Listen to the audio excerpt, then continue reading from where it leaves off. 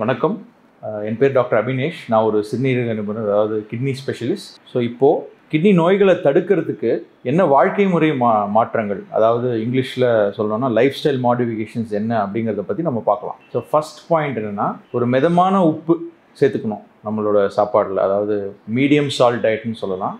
So WHO பிரகாரம் ஒரு நாளைக்கு 5 கிராம் சால்ட்டுக்குள்ளே தான் நம்ம எடுத்துக்கணும். அப்புறம் ரெண்டாவது பாயிண்ட் என்னென்னா, நிறைய பழங்கள் காய்கறிகள் வந்து நம்ம சாப்பாட்டில் சேர்த்துக்கணும். அதாவது போர்ஷன் சைஸ்ன்னு சொல்லுவாங்கள்ல, ஸோ அளவு. அதில் வந்து பார்த்திங்கன்னா மெயின் ஐட்டம் என்ன இருக்கோ, ஒரு ரைஸாக இருந்தாலும் சரி, சப்பாத்தியாக இருந்தாலும் சரி, இட்லியாக இருந்தாலும் சரி, தோசையாக இருந்தாலும் சரி, அதோட அளவை குறைச்சிட்டு, அதோட போர்ஷன் சைஸை நம்ம குறைச்சிட்டு இந்த காய்கறிகள் பழங்களோட போர்ஷன் சைஸை நம்ம இன்க்ரீஸ் பண்ணிக்கணும். அது மூணாவது பாயிண்ட் என்னென்னா, நம்ம ஓவராலாக நம்மளோட சாப்பாட்டில் கேலரின்னு சொல்லுவாங்க, அந்த கேலரி கண்ட்ரோல் தேவை. அதாவது எண்ணெய் பொருட்கள், நவீன உணவுகள், ப்ராசஸ்ட் ஃபுட்டு, அப்புறம் அவுட் சைட் ஃபுட்டு, வெடி சாப்பாடு, இந்த ஜங்க் ஃபுட்டு, இந்த எல்லா ஃபுட்லேயும் வந்து அதிக கேலரி இருக்கும். ஸோ இதனால் உடல் எடையெல்லாம் கூட செய்யும். அதனால் நம்ம இந்த எல்லாத்தையும் நம்ம டயட்டில் குறைக்கணும். நாலாவது பாயிண்ட் என்னென்னா, உடல் எடையை வந்து நம்ம குறைக்கணும்.